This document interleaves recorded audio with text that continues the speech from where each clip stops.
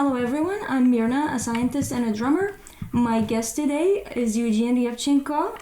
Eugene is a professional drummer and a teacher for drums and music. He specifically was invited to this podcast for being a professional extreme metal drummer. Today we discuss peer-reviewed studies and data that can enable people to understand drumming not only as a creative art, but also as a physical and athletic activity, discussing the longevity of this career, the quality of performance across human lifespan, including decline in performance, gender, racial differences, and how these factors affect physical performance, especially later as we age, and how to optimize and improve physical performance in extreme metal drumming specifically. Before we begin, I would like to emphasize that this is part of my desire and effort to bring zero-cost information and about science and science-related tools to the general public and specifically drummers. And now for my discussion with Eugene. Eugene, welcome. Thank you. I'm very, very excited to have you. Thanks for having me. First, for being an extreme metal drummer, and second, because of my personal experience knowing you as a person that is very analytical and detail-oriented. So I would like to take your insight about this specific topic that we're both very curious about, which is drumming, but more specifically extreme type of drumming, or if I may call it speed-based drumming, if you would agree on calling it of that term. You've been doing this professionally for like 12 years now, maybe? Or more? Professionally? Good question. I do play drums since 2006. So that is 17 plus years. It's going to be 18 years. Jeez, it's going to be 18 years now. Wow. And I started touring and let's say making some sort of living out of my drumming, I think from year 2014, 15. Let's say 15, okay? I think it was 15. So that's going to be 8 years of what you want to call professional career. 8 years, okay. So 12, I was slightly wrong. But you know, like it took me, let's say... a few years of transition. Almost 10 years to get to a level where I could feel like I can be useful to society, you know? So, yeah. Okay.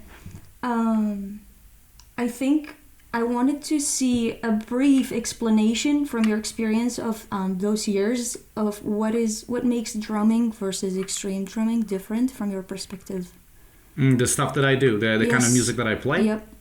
As you described it yourself, this kind of drumming being speed-based drumming is actually a very accurate way to describe it. And yes, as the title says it on its own, it's physically demanding. So obviously, like playing fast is a rather tempting and fascinating feeling. You know, it's like just giving the human the ability to fly. Like who would turn that down? Isn't that exciting? Just like running, you know, or like anything that involves adrenaline, velocity, speed, maybe something extreme and dangerous, like people getting into extreme sports, bungee jumping or some skydiving, whatever that's called. And that's like it is exciting. And drumming in a way feels similar. And also drumming is more like this kind of very extreme physically demanding drumming feels more like riding a bicycle, running fast, swimming fast, doing anything that elevates your heart rate.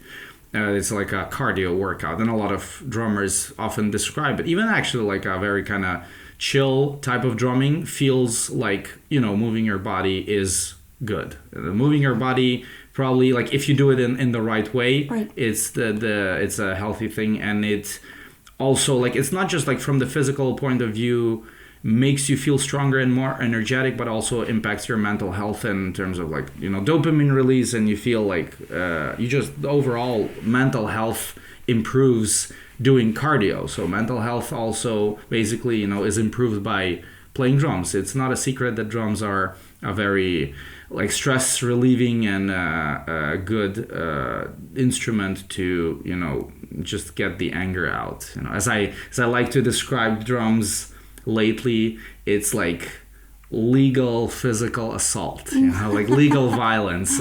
You're getting the permission to hit something hard for long periods of time, going unpunished. You know? It's like, I mean, isn't that cool? It is cool.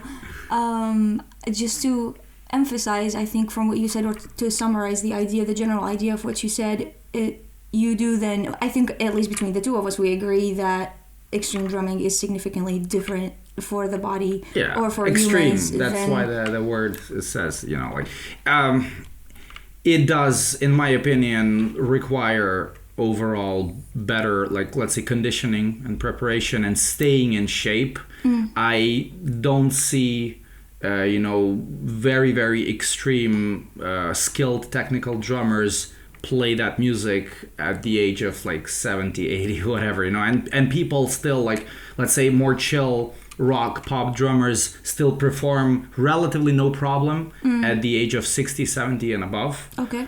So like you don't have to be you don't have to be a big drum expert to see the difference between a simple AC/DC beat and some insane blast beats, so that seems like walking and sprinting. Like you compare, like you don't see athletes at the age of 100 sprinting, or at least not everybody's like that, but at least if you see a grandpa slowly walking, it seems realistic, like, okay, at the age of 80 you're still going to be able to walk, you're going to be fine with that, but sprinting is not likely. More complicated. I agree with that. I think we will touch on which age group is it significantly affected, or do we see significant decline in physical performance. So the thing that I was looking at, one of the papers that I actually was reading, it's a peer-reviewed study that is called The Age Performance Relationship in the General Population and Strategies That Delay Age-Related Decline in Performance.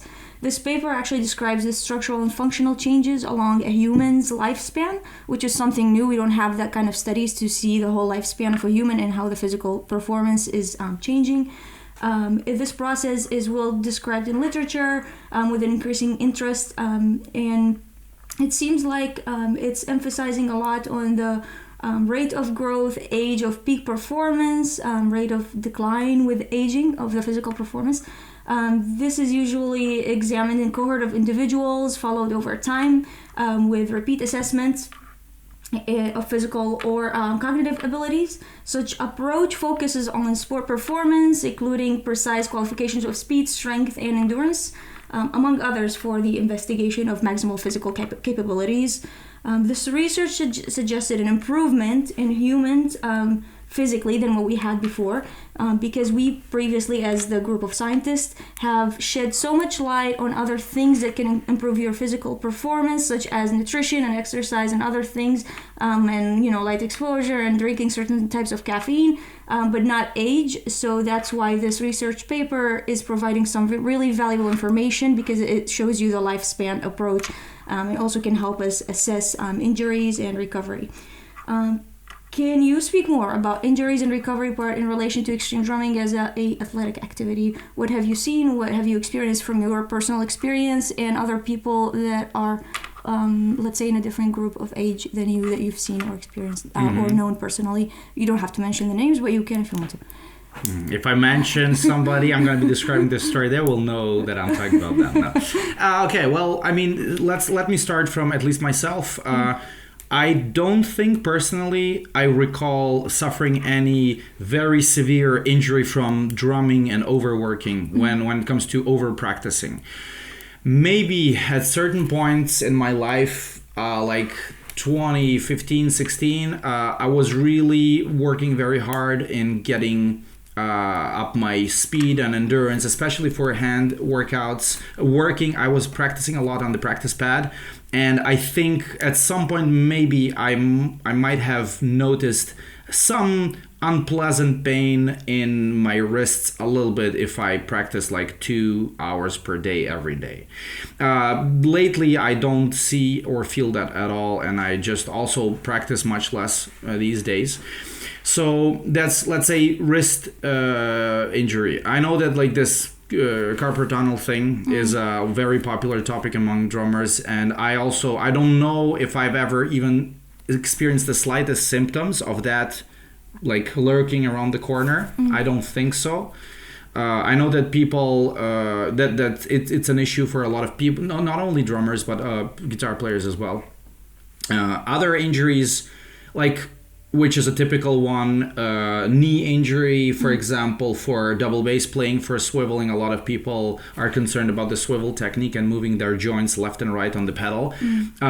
I personally never had issues with that, but I, of course, also heard people speaking about it, like, oh, I should not attempt this technique because a doctor somewhere said that, oh, it looks very dangerous. And I don't know, and I don't want to be responsible of pushing people pursuing specific technique, because like maybe I believe that there are just way too many factors to consider when it comes to individual genetics, how their body is built, and what kind of, let's say, damage movement they can endure.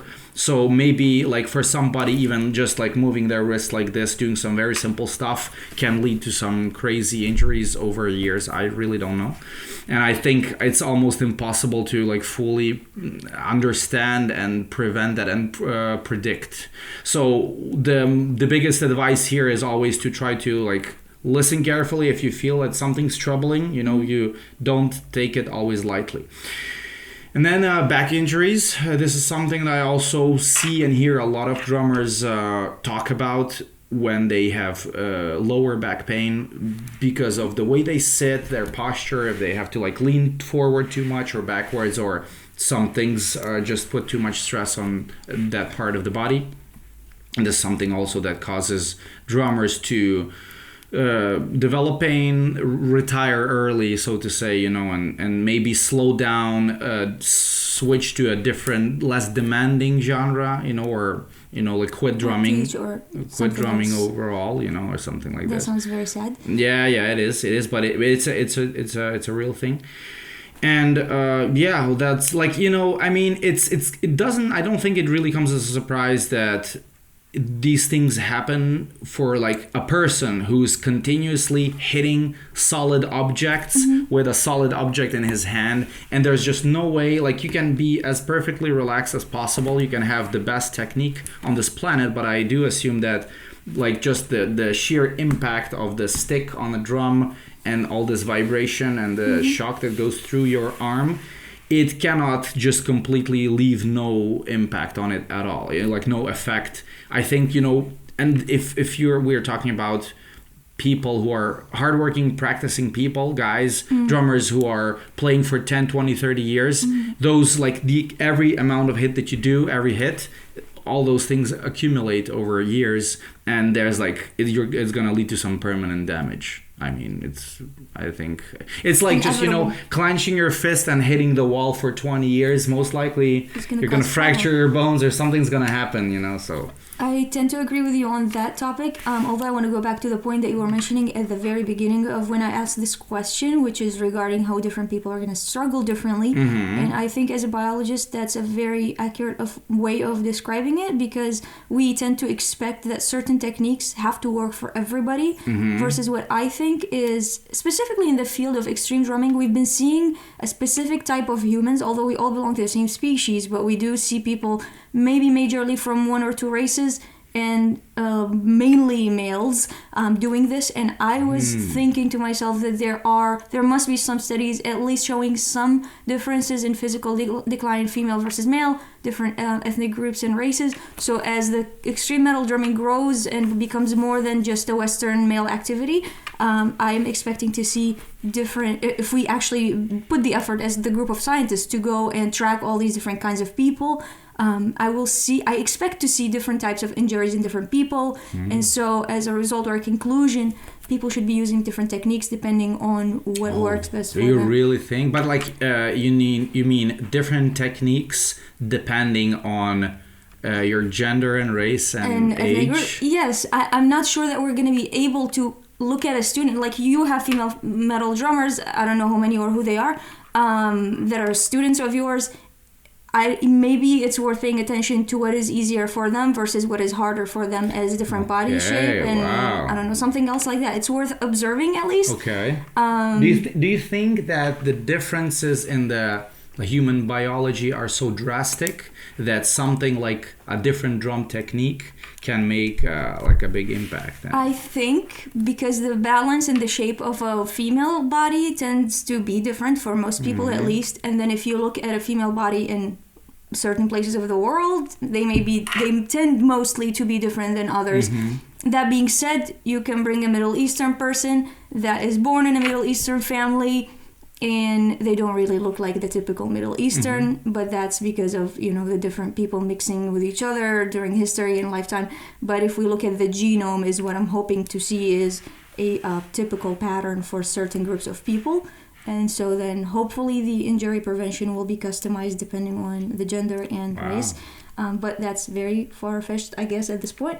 It's just a thing that I wanted to bring up. There was a study that I think I might have mentioned to you before about the gender part, which addresses the sex differences in age-related physical changes among community-dwelling adults.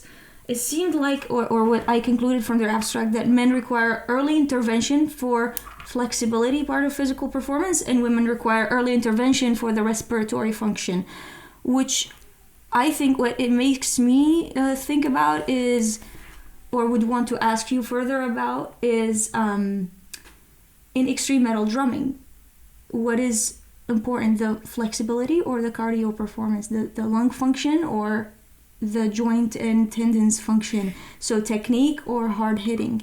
Because to me, what do we need for extreme drumming other than the mental focus and capability? I think we need balance, physical balance, strong muscles, or some kind of muscle strength at least, and then joints to be healthy and functioning. So from your perspective, what do you think is more important? Is it the technique part, or is it the hard hitting and more physical demand? Very good question. I think this is going to be a topic we can talk a lot about. If I have to just think about the drum parts and the songs that I have to play and the techniques that I apply. And basically, so I'd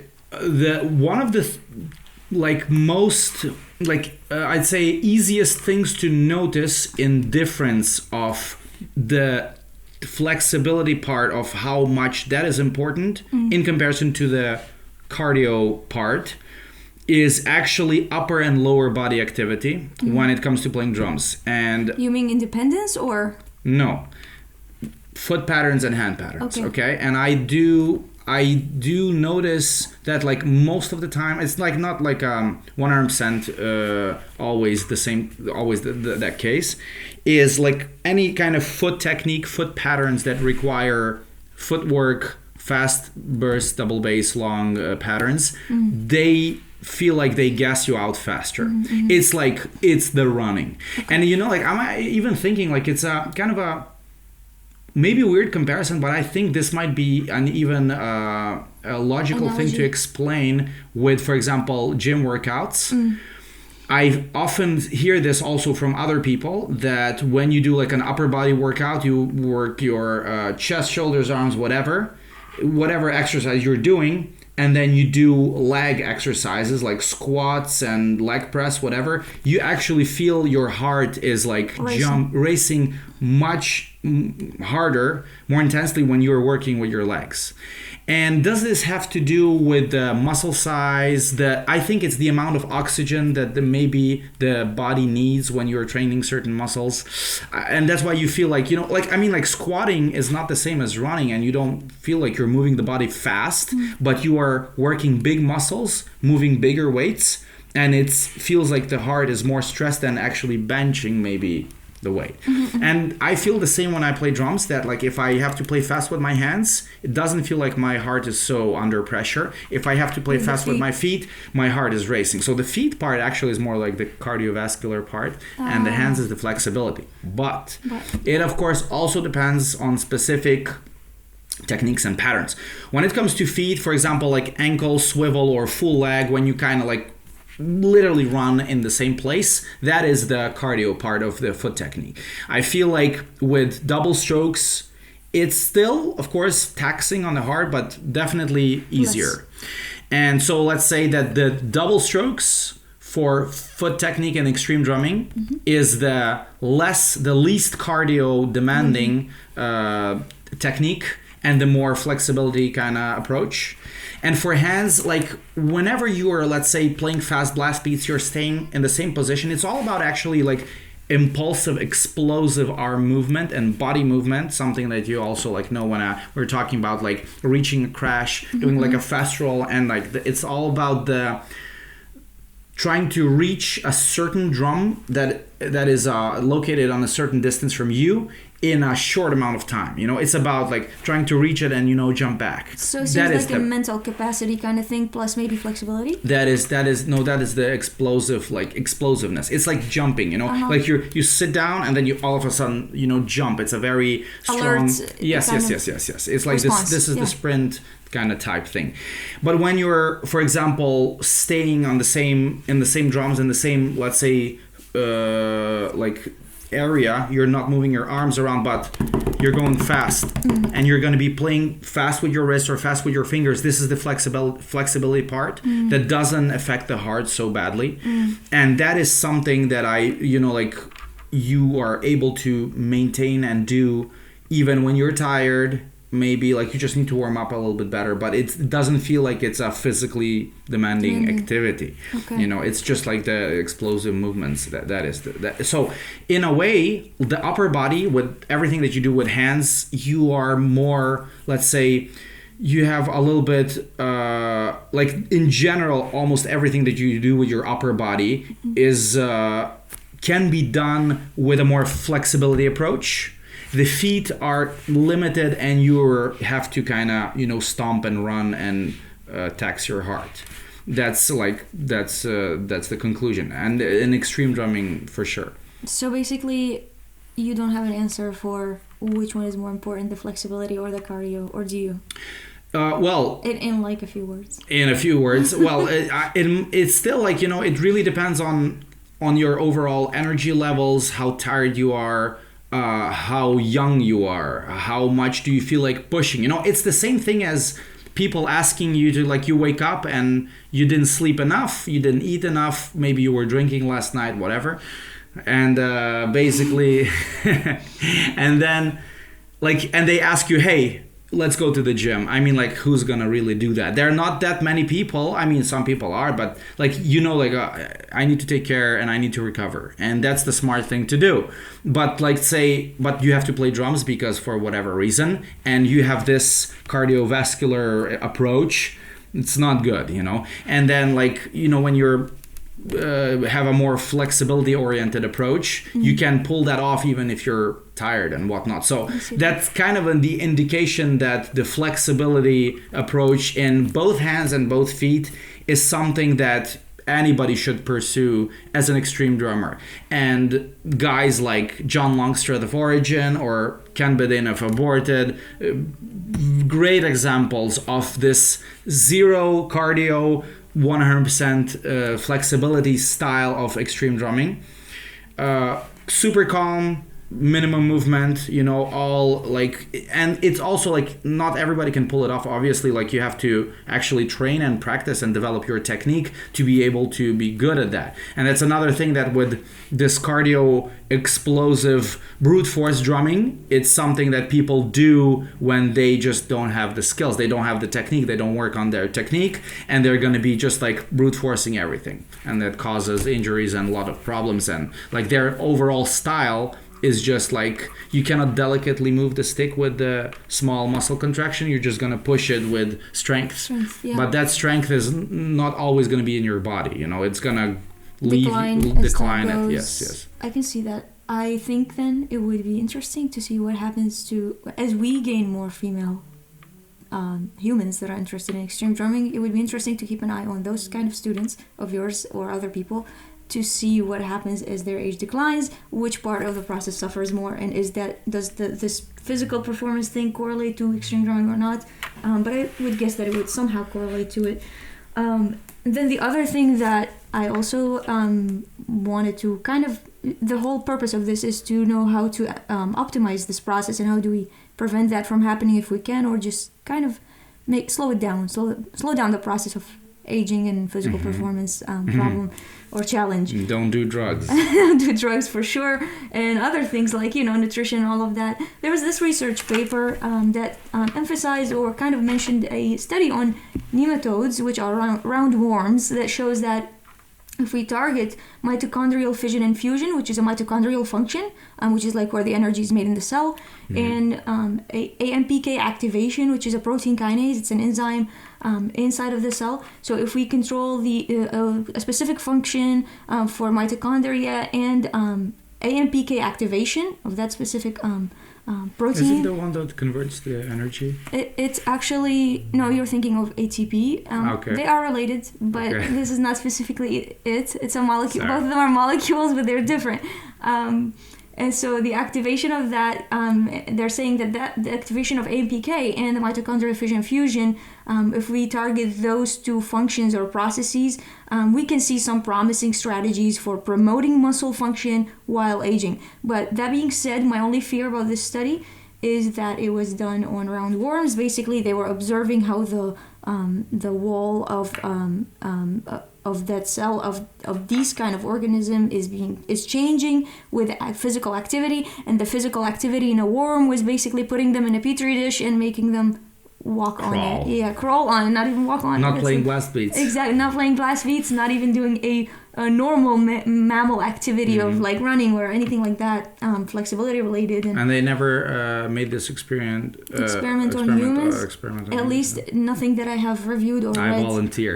You should volunteer. I totally would. There is a person that actually was going to mention to you. I might have mentioned in the past, Dr. Nadia Azar, who I've met personally, although briefly. And not for the purpose of this episode. She has a lot of research with the focus on musculoskeletal related injuries in drum set players, so specifically the drum set, and how to prevent it. And although it emphasizes a lot on Prev Ed, which is preventative education, to include that with drumming. All of that's an information we've known for decades, but there's more emphasis on her studies on how to actually make it a thing, because we know that's important, but nobody does it. People just teach music to teach music, and they don't focus or emphasize on how to prevent injuries in the long term, how to make this some more longevity for the career that people are going into.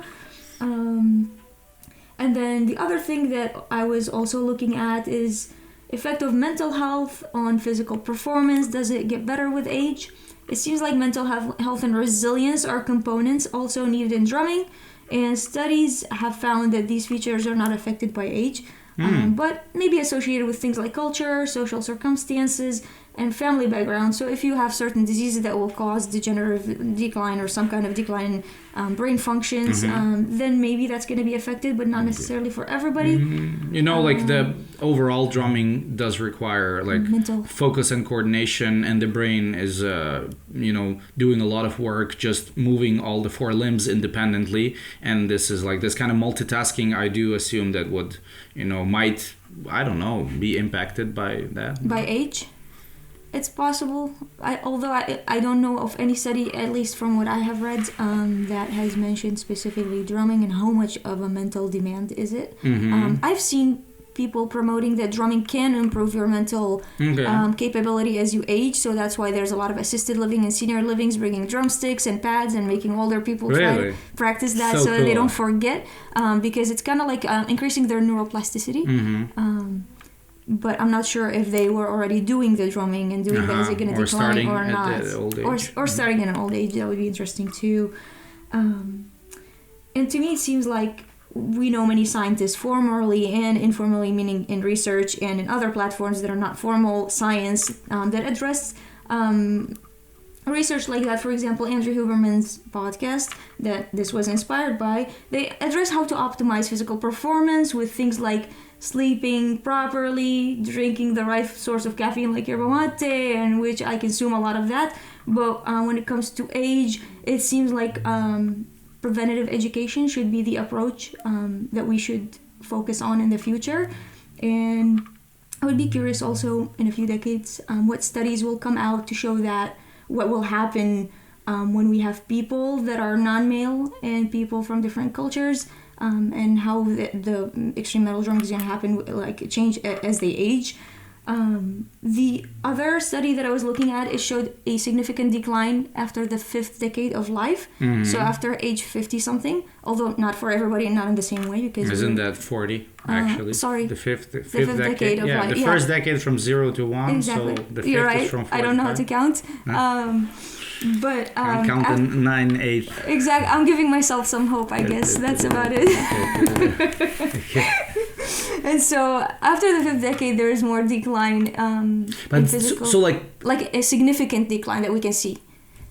In your 40s, a decline Physically, in extreme not metal extreme drumming. metal. The study didn't address extreme metal drumming, but it mentioned physical performance and that age. Not group. being able to lift as much or stuff, run as fast. Or run as fast. Different physical activities. But what kind? Okay, like weightlifting or cardio or heart or what exactly do you I am you not specifically sure. know? I don't specifically know, but if I look into it, I will know. Mm-hmm. I'm sure it mentions that in details. I just kind of briefly concluded that there was that significant decline, but I'm assuming that they have included different activities, and they mentioned the reverted U shape in decline, meaning you first are incapable of doing things as a child, and then you're inverted U shape. Basically, it's a U, but it's inverted, and so you're not capable of doing things, and then your capability increases, and then it decreases with time, which is very expected. But it's good that they tracked it in that way, although it's not a symmetrical U shape. No.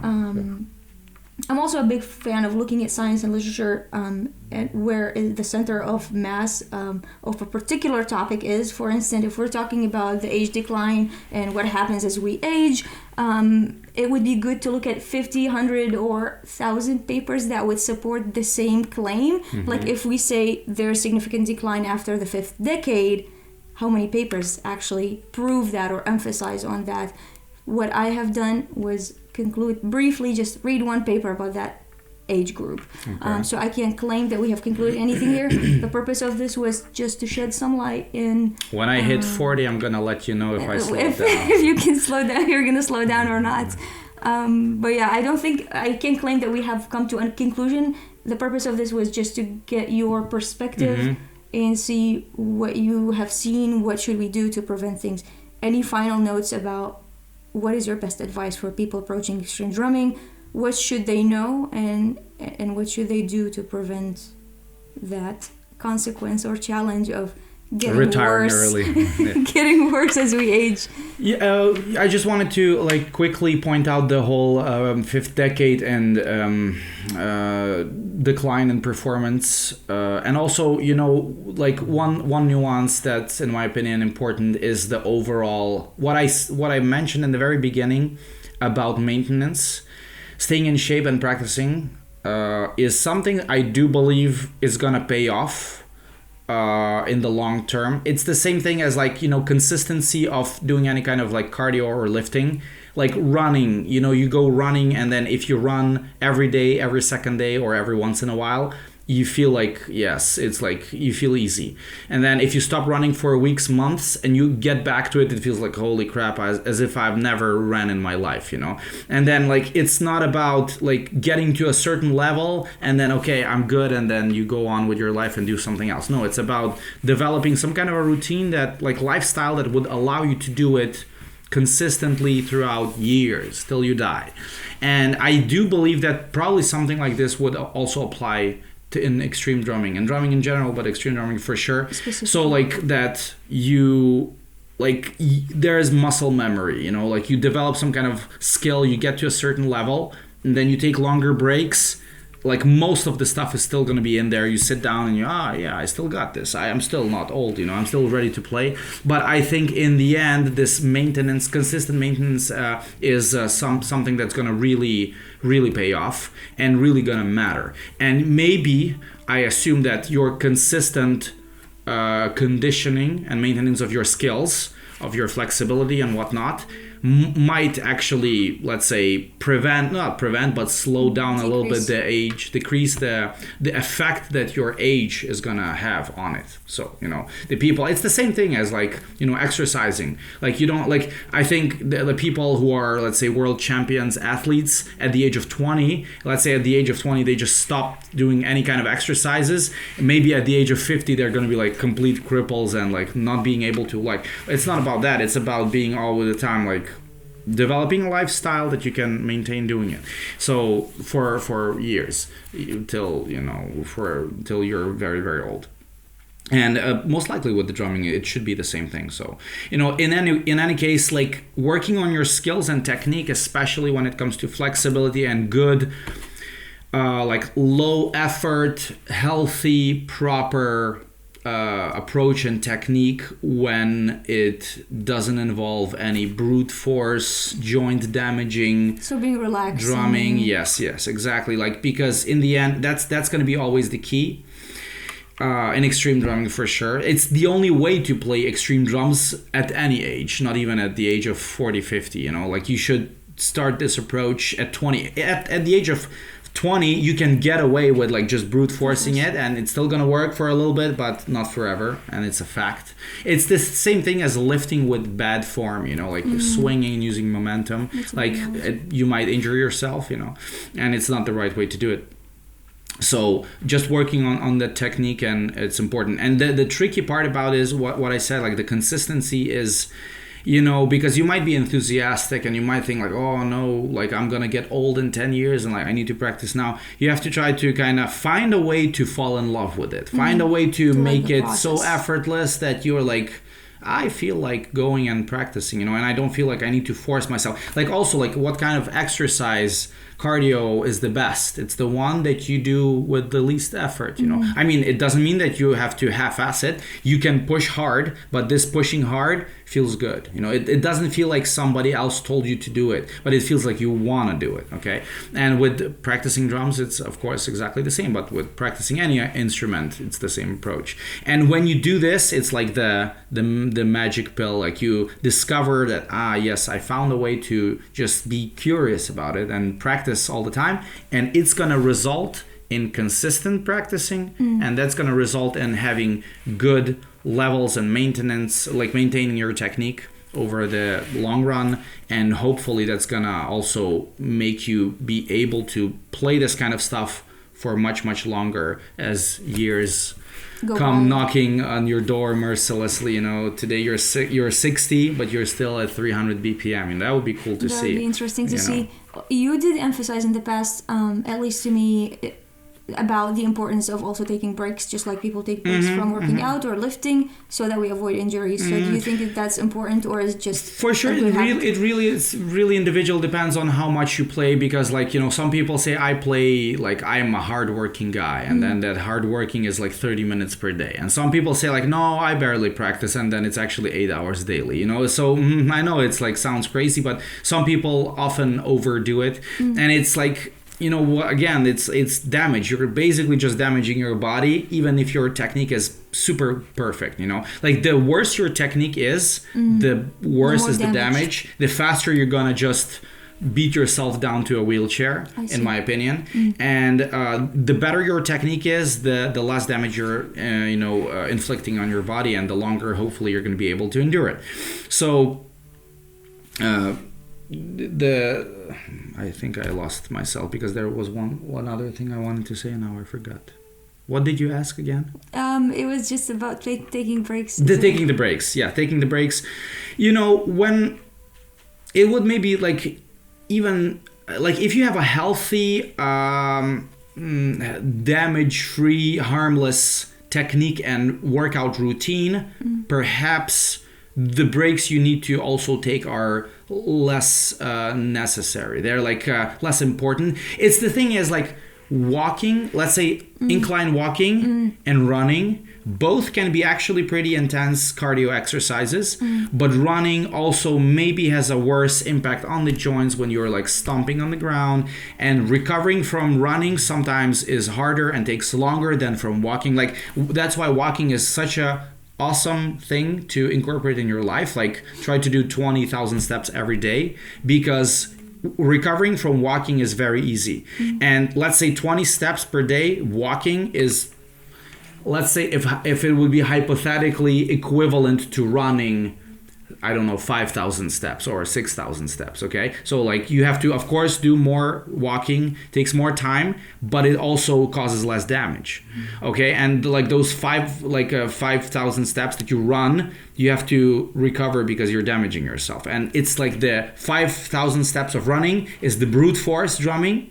that causes damage and you need to recover, or you can have a good gentle technique, do 20,000 steps of gentle drumming, and you don't have to recover that much. That's why you can do it more often. And if you do it more often, you can do it more consistently. So and you don't have to like completely destroy yourself and then not play drums for 3 months.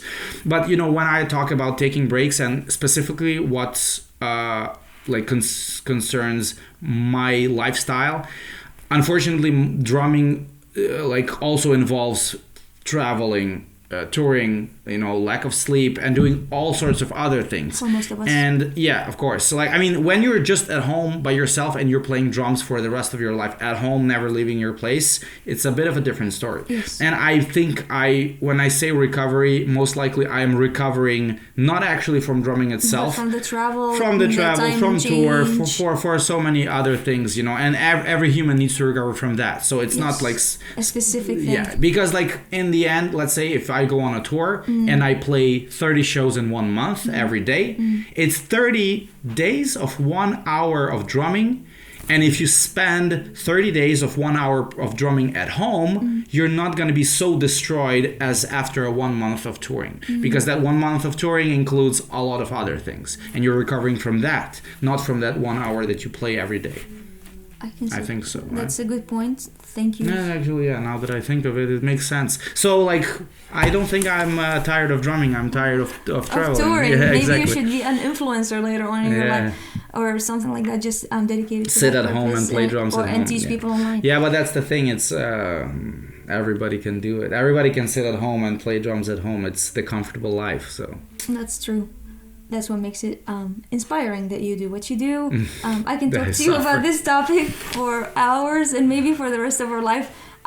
Thanks for having this intelligent discussion actually about drums, because it's usually something superficial that people bring without mentioning the scientific facts about it or thinking about it. So thanks for your detailed orientation and analytical thinking. You've been a great influence on me in the field of extreme drumming and personally on other aspects. I thank you for being here again, and thank you guys for watching and for your interest in science and drumming. To support us, write your comments and share this video with others that might be interested in the topic. Eugene has his channel and Patreon subscription also. You should check it out, and thank you for watching us. Thanks for having me.